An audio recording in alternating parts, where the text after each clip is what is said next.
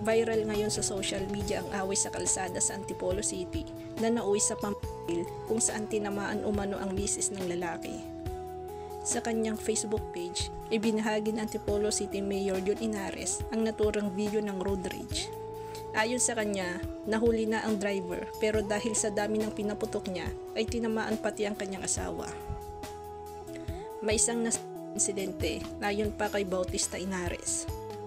Paalala ng alkalde, lamig ng ulo sa daan ang kailangan. Nahuli ang driver na ng kanyang nakaalitan sa daan. Sa dami ng beses niyang pinaputok ang kanyang pati misis niya ay kanyang tinamaan. Dagdag pa niya, dinala sa ospital ang mga sugatang kasamang kanyang may bahay. Isa nasabing insidente ngayong hapon. Drive safely Antipolo. Hindi mahalaga kung sino ang tama at sino ang mali. Keep your cool all the time. It's not worth it. Ipaubaya po sa Diyos ang lahat. Narito naman ang komento ng ilang netizen. Ganyan ang mangyayari sa mga taong sobrang tapang at makitid ang isip at pagpasensya. Di na lang kasi habaan ng pasensya ng bawat isa. Tama lang yan sa rider. Siya kasi nagprovoke ng away, kaya kwento ka na lang. Kamote kasi walang utak. Hindi naman siya nasagi o nabangga.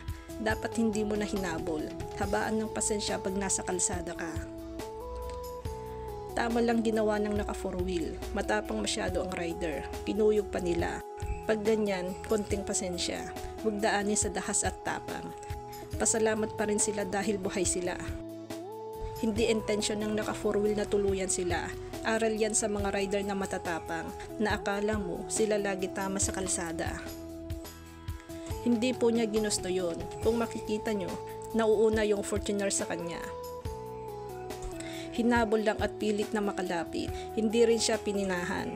Iniwasan ng Fortuner yung sasakyan sa harap niya at nakagitna yung nakamotor. Natural impression niya si Nadia. Kung gusto pang dagdagan ang damage ng niya, hindi na niya bubuhatin at ililihi sa sasakyan at sasakyan yung nakahandusay. Pero binuhat niya para sa kanyang pag-alis para hindi niya masagasaan. Pansinin niyo, ang tagal na ng bakbakan, pinagtulungan pero hindi pa rin niya binubunot yung armas niya.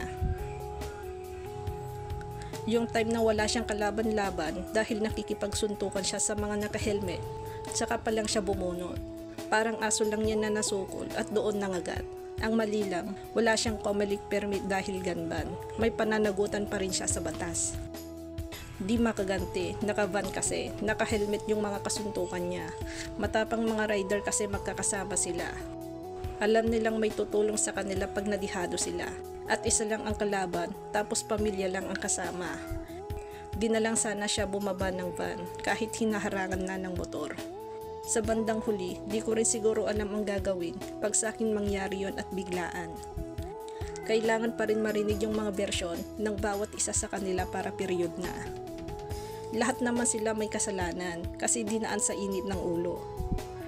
Pero sana hindi na siya bumunot, total na awat na. Pwede na silang umalis kaso dinaan din niya sa init ng ulo kaya nakagawa siya ng lalong mas masama kaya tuloy pati asawa niya natamaan. Lesson learned.